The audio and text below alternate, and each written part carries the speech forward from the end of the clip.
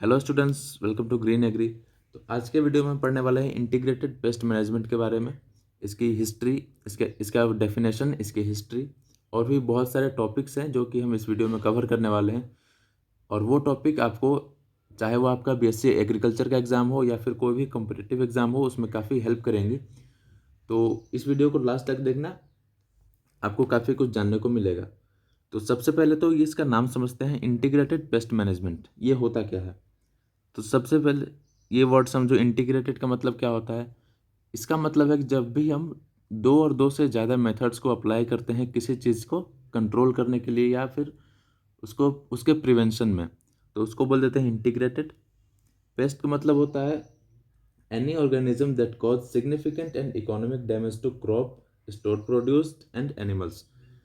ऐसे कोई भी ऑर्गेनिज्म जो कि हमारे क्रॉप या फिर स्टोर प्रोड्यूस्ड को इकोनॉमिकली, ऐसे कोई भी ऑर्गेनिज्म जो हमारे क्रॉप को या फिर जो स्टोर्ड प्रोड्यूस है उनको इकोनॉमिकली डैमेज करे, उसको बोल देते हैं पेस्ट। पेस्ट हमारे इंसेक्ट्स भी हो सकते हैं, ह्यूमंस भी हो सकते हैं।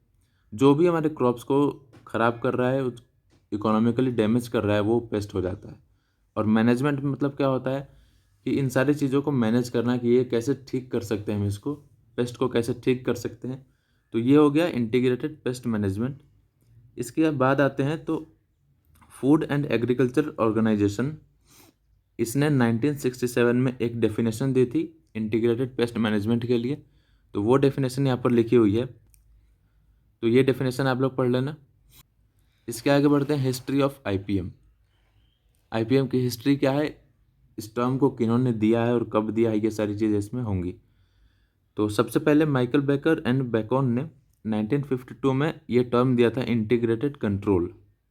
स्टर्न ने 1959 में इंटीग्रेटेड कंट्रोल को डिफाइन करते हुए बोला कि ये एक अप्लाइड पेस्ट कंट्रोल है जिसमें integrated biological and chemical control को कंबाइन करते हैं। मतलब कि इसमें बायोलॉजिकल और केमिकल कंट्रोल कंबाइन होते हैं। इसके बाद आते हैं तो 1966 में इन्होंने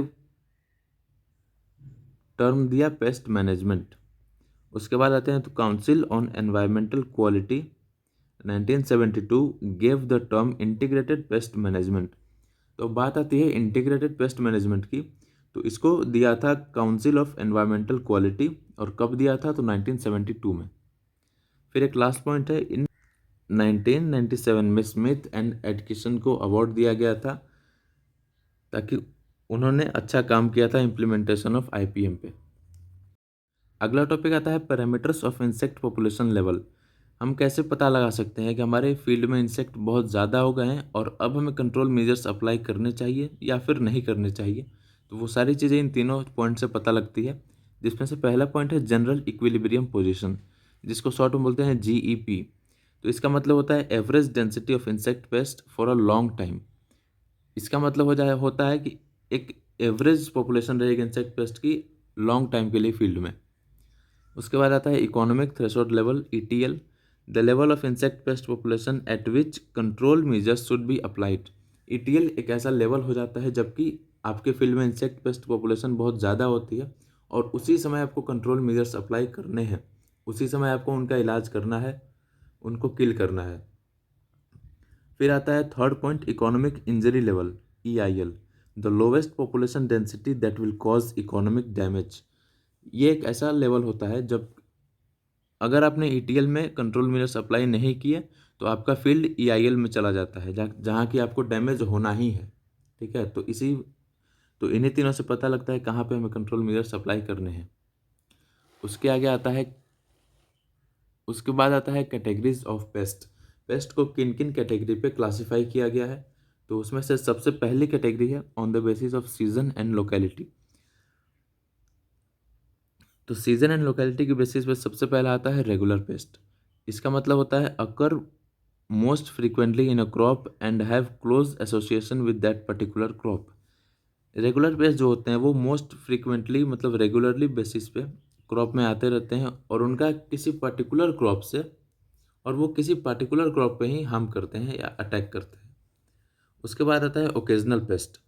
ओकेजनल पेस्ट होता है, इसका किसी भी पर्टिकुलर क्रॉप से क्लोज एसोसिएशन नहीं होता है और ये इनफ्रीक्वेंटली आते हैं, ठीक है। ओकेजनल पेस्ट जो होते हैं वो किसी खास क्रॉप पे अटैक नहीं करते हैं, ठीक है। वो किसी भी क्रॉप पे आ जाएंगे और वो इनफ्रीक्वेंटली आते हैं। उसके बाद आता है seasonal paste, occur mostly during a particular part of the year. Seasonal paste जो होते हैं किसी वो एक साल के किसी पर्टिकुलर टाइम पे आते हैं। फोर्थ हो जाएगा persistent paste, occur on a crop almost through out the year. ये जो होते हैं वो लगभग पूरे साल हमारे क्रॉप पे मौजूद होते हैं, बट उतना ये हार्मफुल नहीं होता है। अब आते हैं सेकेंड क्लासिफिकेशन पे, on the basis of intensity of infestation. तो उसमें पहला होता है epidemic pest, occur in a severe form in a region और locality at a particular season और टाइम। एपिडेमिक पेस्ट जो होते हैं वो बहुत ही सीवियर फॉर्म में आते हैं, किसी खास लोकेलिटी और खास सीजन में आते हैं, ठीक है। उसके बाद होता है एंडेमिक पेस्ट। एंडेमिक पेस्ट क्या होते हैं? तो pest which occur regularly and confined to a particular area of locality. Endemic pest वो होते हैं जो कि रेगुलर बेसिस पे किसी पर्टिकुलर एरिया पे अटैक करते हैं, ठीक है, पर्टिकुलर एरिया के फील्ड पे अटैक करते हैं। तो थर्ड क्लासिफिकेशन क्या है? थर्ड टाइप है on the basis of damage potential, मतलब कोई पेस्ट कितना डैमेज कर सकता है, उसका डैमेज पोटेंशियल कितना है, उसके बेसिस पे इन्हें चार क्लासिफिकेशन में रखा गया है। सबसे पहले होता है की pest. These are most severely damaging pest.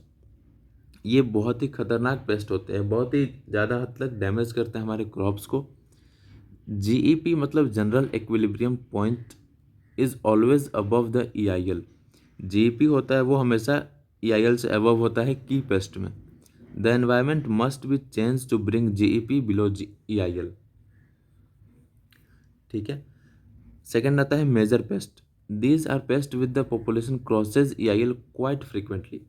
ये ऐसे पेस्ट मेजर पेस्ट ये ऐसे पेस्ट होते हैं जिनमें बहुत ही कम चांसेस होते हैं कि ये ईआईएल क्रॉस करेगा, मतलब इंजरी लेवल को क्रॉस करेगा, ठीक है। बट ये हमारे मोस्टली क्रॉस करते हैं और ये उससे कम चांसेस होती है। थर्ड आता है minor pest. These are pest with population rarely crosses EIL.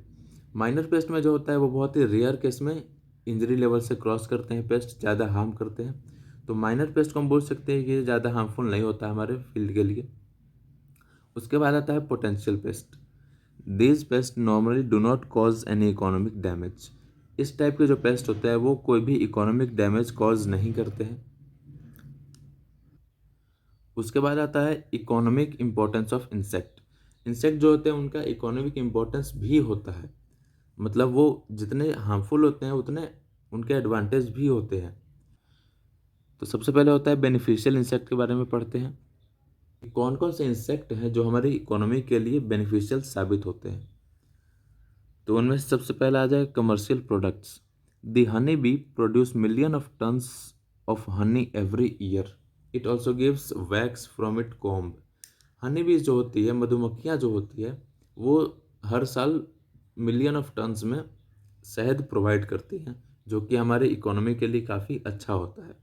तो हनी बी जो हो गई वो हमारे लिए अच्छी इंसेक्ट हो गई। उसके आगे पढ़ते हैं beneficial parasitic insect. Some insect parasitic injury Some insect parasitize injurious insect. They usually lay egg in the bodies of larvae and adults of harmful insect. ये जो बेनिफिशियल पैरासिटिक इंसेक्ट जो होते हैं ये क्या करते हैं, जो भी हमारे हार्मफुल इंसेक्ट हैं उनके बॉडी पे, उनके लार्वी के बॉडी पे ये एग लेइंग कर देते हैं, जिसकी वजह से वो किल हो जाते हैं। उसके बाद आता है इंसेक्ट इन मेडिसिन। इंसेक्ट का मेडिसिन में रोल क्या है? Insect have long been used in medicines both traditional and modern. Insect जो होते हैं वो काफ़ी लंबे समय से मेडिसिन में यूज़ होते आ रहे हैं, और चाहे वो ट्रेडिशनल मेडिसिन हो या फिर मॉडर्न मेडिसिन हो। Sometimes with little evidence of their effectiveness. कभी कभी उनका बहुत कम मात्रा में ही ज़्यादा इफेक्टिव होता है। तो इंसेक्ट जो होते हैं हमारे मेडिकल फील्ड में भी काफ़ी अच्छा रोल प्ले करते हैं। अब पढ़ लेते हैं कुछ इंजरियस इंसेक्ट के बारे में। तो इंजरियस इंसेक्ट में क्या आ जाएगा? सबसे पहले होता है डिजीज ट्रांसमिटिंग इंसेक्ट। कुछ ऐसे भी इंसेक्ट होते हैं जो कि हमारे ह्यूमन में ह्यूमन में डिजीज़ ट्रांसमिट करते हैं, जैसे कि मस्कीटोज़ हो गया, फ्लाइज़ हो गई, बग्स हो गए। ये सारे जो होते हैं ये ह्यूमन्स के लिए या फिर डोमेस्टिक एनिमल के लिए हार्मफुल होते हैं। ठीक है, जैसे कि मच्छर हो गया, तो मच्छर तो हमारे लिए हार्मफुल होते ही हैं, उनसे काफ़ी सारी डिजीज़ होती हैं। उसके बाद आता है household insect. Human food is spoiled by cockroaches, ants, flies and weevils. हमारा जो घर में हमारे जो घर में फूड होते हैं, खाना बनता है, तो अक्सर देखे जाते हैं बहुत सारे घरों किचन में कॉकरोचेज होते हैं, चींटियाँ होती है, मक्खी होती है। वो हमारे खाने को प्रदूषित करती है उस पे बैठ के, और उसी खाकर हम बीमार पड़ जाते हैं कभी कभी। तो ये हमारे हाउस होल्ड इंसेक्ट्स में आते हैं। अगला है अगला पॉइंट है इंजरियस टू क्रॉप। बहुत सारे ऐसे भी इंसेक्ट होते हैं जो कि हमारे क्रॉप्स को, फ्रूट्स को, या फिर जो भी हमने अनाज को स्टोर किया है उसको भी नुकसान पहुंचाते हैं। तो वो सारे जो नुकसान होती है वो बहुत बड़े मात्रा में होती है, मिलियन ऑफ रुपीज़ का नुकसान होता है, लाखों रुपयों का नुकसान होता है। तो ये हमारे थे इंजरियस इंसेक्ट। अगला टॉपिक होता है पेस्ट सर्विलेंस एंड फोरकास्टिंग। इसका मतलब क्या होता है? तो यहाँ पर लिखा हुआ है it is periodical assessment of pest population and their damage. इसमें हम पेस्ट पॉपुलेशन और वो पेस्ट का पॉपुलेशन क्या है, वो कितनी मात्रा में अवेलेबल है और कितना डैमेज कर रहे हैं हमारे फील्ड क्रॉप को, उसके बारे में पूरा उसका असेसमेंट करते हैं, एनालाइज करते हैं उसको। It is the systematic monitoring of biotic and abiotic factors of the crop ecosystem in order to predict the pest outbreak. इसमें क्या होता है, एक सिस्टमेटिक मॉनिटरिंग करते हैं बायोटिक और एबायोटिक फैक्टर का, और प्रिडिक्ट करते हैं कि इस समय पेस्ट आउटब्रेक कितना हो सकता है। अब इसके कुछ एडवांटेज भी होते हैं। पेस्ट सर्विलेंस का एडवांटेज होता है useful for paste forecasting. Paste forecasting के लिए काफ़ी यूज़फुल होता है। इसमें हम पता लगा सकते हैं कि भाई आने वाले समय में जो 1 महीने बाद होगा, पेस्ट कितना आ सकता है, बाय द प्रीवियस डेटा के आधार पे हम पता लगा सकते हैं, फोरकास्टिंग कर सकते हैं। सेकेंड पॉइंट है to find out natural enemies population. इसके द्वारा हम नेचुरल एनिमी की पॉपुलेशन को फाइंड कर सकते हैं। थर्ड होता है mark endemic areas. Endemic areas जो है उनको हम मार्क कर सकते हैं, वहाँ पे हम ज़्यादा ध्यान दे सकते हैं। फोर्थ है maintain the stability of the agro ecosystem. Agro ecosystem की स्टेबिलिटी को मेंटेन कर सकते हैं। इसके कुछ ऑब्जेक्टिव्स हैं। To know existing and new pest species. इसकी मदद से हमें एग्जिस्टिंग और नई स्पीसीज के बारे में जानकारी मिलती है। To access pest population and damage at different growth stage of crop. इसकी मदद से हम ये एक्सेस कर पाते हैं कि डिफरेंट स्टेजेस पे, क्रॉप के अलग अलग स्टेजेस पे कितना पॉपुलेशन है और कितना डैमेज हो रहा है। उसके बाद आता है to study the influence the weather parameters on pest. इसकी मदद से हम ये भी पता लगा सकते हैं कि कौन सा वेदर हमारे पेस्ट को इन्फ्लुएंस कर रहा है, मतलब किस टाइप के वेदर में पेस्ट पॉपुलेशन बढ़ रही है और कौन से वेदर में पेस्ट पॉपुलेशन घट रही है। तो उसकी मदद से हम एक आर्टिफिशियल कंडीशन भी क्रिएट कर सकते हैं पेस्ट को किल करने के लिए। फोर्थ पॉइंट आता है to study changing pest status. इसकी मदद से पेस्ट का स्टेटस भी देख सकते हैं, कब मेजर हो रहा है, कब माइनर हो रहा है। ठीक है, तो इसी में एक छोटा सा पॉइंट आता है सर्वे। सर्वे क्या होता है? A detailed collection of insect population information at a particular time in a given area. Survey की मदद से, सर्वे क्या होता है कि एक डिटेल्ड कलेक्शन होता है इंसेक्ट पेस्ट पॉपुलेशन के इंफॉर्मेशन का, कि उसकी पॉपुलेशन कितनी है एक पर्टिकुलर टाइम और एक पर्टिकुलर एरिया में। तो सर्वे दो टाइप के होते हैं, मतलब दो मेथड होते हैं इसके। पहला होता है क्वालिटेटिव सर्वे, और सेकेंड होता है क्वांटिटेटिव सर्वे। यहाँ पर कर लेना क्वांटिटेटिव सर्वे। तो क्वालिटेटिव में हो जाएगा paste detection employed with newly introduce paste. इसमें जो नए पेस्ट आए होते हैं उनका डिटेक्शन होता है। एंड इसमें होता है attempt to define numerically the abundance of an insect population in time and space. एक टाइम एंड स्पेस में न्यूमेरिकली डेटा हम प्रोवाइड करते हैं क्वांटिटेटिव सर्वे में। उसके बाद होता है टूल्स और कंपोनेंट्स ऑफ आईपीएम। आईपीएम के टूल्स कौन कौन से हैं और उसके कंपोनेंट कौन कौन से होंगे। तो सबसे पहला होता है cultural method, defined as cultural of a pest by slight variation, introduction, supersession of farm practices which are normally adopted in the cultivation of a crop। Cultural method में क्या होता है कि हम अपने फील्ड में थोड़ा सा वेरिएशन लाके, थोड़ा सा जो कल्टीवेशन प्रैक्टिसेस होती है उनमें थोड़ा सा वेरिएशन करके हम पेस्ट को कंट्रोल कर सकते हैं। जिसमें क्या क्या हमारा शामिल होता है, तो सबसे पहले हो जाता है क्रॉप रोटेशन। क्रॉप रोटेशन करके हम पेस्ट को भटका सकते हैं। सैनिटेशन हो गया, प्लाविंग हो गया, प्लाविंग अच्छे से हम करें। Variation of planting and harvesting time, harvesting और प्लांटिंग के टाइम पे थोड़ा अर्ली प्लांटिंग कर सकते हैं या फिर अर्ली हार्वेस्टिंग कर सकते हैं, तो उसके टाइम पे भी पेस्ट का चांसेस कम हो जाता है। मान लो आपने इस अक्टूबर नवंबर में हर प्लांटिंग की और पेस्ट उसी समय अटैक करते हैं, तो यहाँ पर मैंने पहले ही सोइंग कर दी है, पहले ही प्लांटिंग हो चुकी है, तो उस स्टेज पे पेस्ट हमारे अटैक नहीं करेंगे। उसके बाद आ गया ट्रैप क्रॉप, फिर आ जाए pruning, mix cropping, use of resistance varieties. तो ये सारे जो तरीके हैं वो कल्चरल मेथड्स के होते हैं जिसकी मदद से हम पेस्ट पॉपुलेशन कंट्रोल कर सकते हैं। सेकेंड मेथड आता है mechanical method, control of pest by means of specially designed machines और डिवाइसेस और by manipulation of physical factors. ठीक है, तो मैकेनिकल मेथड में क्या करते हैं कि स्पेशली मशीन्स और कुछ डिवाइसेस को यूज़ करते हैं फिजिकल फैक्टर्स को मैनिपुलेशन के लिए। इसमें आ जाएगा हैंड कलेक्शन एंड डिस्ट्रक्शन, हाथों से ही इंसेक्ट को हम मार सकते हैं। ट्रैपिंग हो गया, suction devices, crushing and grinding, ये सारी चीज़ें जो डिवाइसेस हैं ये सारी हेल्प करती हैं पेस्ट को कंट्रोल करने में। उसके बाद आता है physical method, modification of physical factor in the environment to minimise pest problems.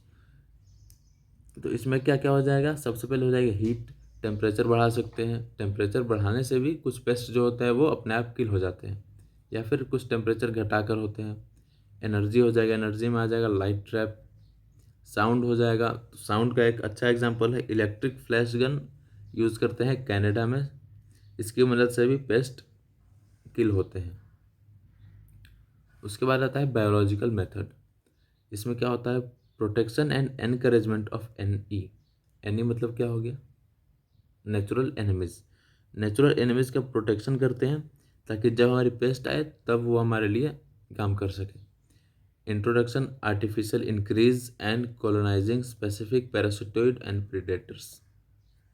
Third हो गया यूज बोटेनिकल्स लाइक नीम, पोंगम एक्सेट्रा। फिफ्थ हो जाएगा केमिकल मेथड, इसमें हम केमिकल्स का यूज़ करके पेस्ट को डिस्ट्रॉय करते हैं, जिसमें से आता है अट्रैक्टेंट केमिकल्स होते हैं, रेपेलेंट होते हैं, इंसेक्टिसाइड्स हो गए, इंसेक्ट ग्रोथ इनहिबिटर्स हो गए। तो इन सभी का यूज़ करके पेस्ट पॉपुलेशन को कंट्रोल किया जा सकता है। सिक्स हो गया बिहेवियरल मेथड, इसमें आता है फेरोमोन्स और एलिलो केमिकल्स। सिक्स हो गया रेगुलेटरी मेथड, इसमें गवर्नमेंट द्वारा कोई भी लॉ बनाया गया होता है पेस्ट को कंट्रोल करने के लिए, जैसे कि क्वारंटाइन सिस्टम बनाया गया है। कोई भी प्लांट या फिर उसकी कोई भी वैरायटी अगर दूसरे जगह से आ रही है तो उसको कुछ समय के लिए क्वारंटाइन किया जाए, ताकि उस पर जो भी पेस्ट है या फिर जो भी इंसेक्ट है, जो भी खराब चीज़ें हैं वो ख़त्म हो जाए। तो आज की वीडियो में इतना ही। अगर वीडियो अच्छी लगे तो वीडियो को लाइक करना, चैनल को सब्सक्राइब करना। मिलते हैं इसी तरह के एक और वीडियो में।